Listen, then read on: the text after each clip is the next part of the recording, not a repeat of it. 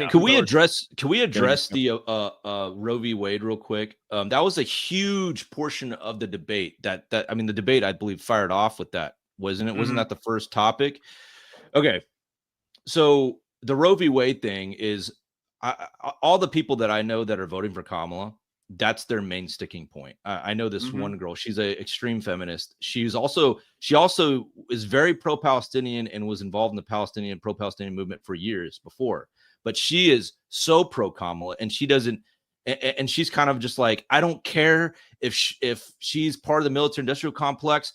It's going to be worse under Trump. And how so it's again, she's choosing that one topic of bodily autonomy over everything else that Kamala stands for.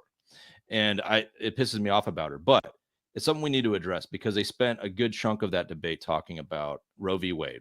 And it's frustrating to me because obviously the only reason why Roe v. Wade was able to, or the reason why it's consequential that it got overturned is because the Democrats did not codify it when they had plenty of opportunity and years to do so.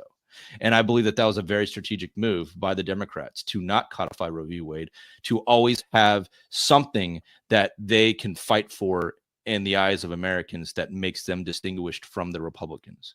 Is my assessment off on that? I don't necessarily disagree. I'm not sure if it was super conspiratorial, but you're not wrong that they do need a boogeyman. Both parties need a boogeyman to make themselves electable.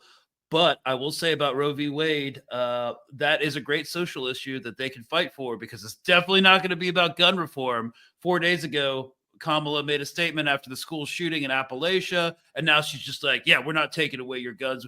I own a gun. Tim Walz owns a gun. We're both gun owners. We're not going to touch guns. So, which actually, I'm not complaining about that. I'm a huge gun guy, but it's weird, because I think she's trying to get some people who are red over to her by saying that. Like, she is trying to appeal to Trump's base now, I mean, aside from Roe v. Wade, everything in correct me if I'm wrong, Ahmad, was seemed to me to be center right, if not right. Definitely right. Yeah, absolutely.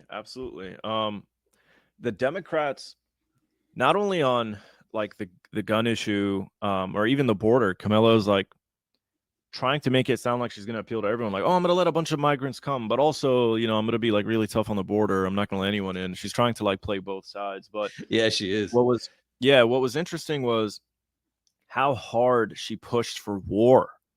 I know. She was George Bush up in Trump on, oh, you're getting too cozy with China. And then with Putin, she's like, you're not going to stand up to him. America's not about this. We have to support Ukraine to the bitter end. We need to contain Iran.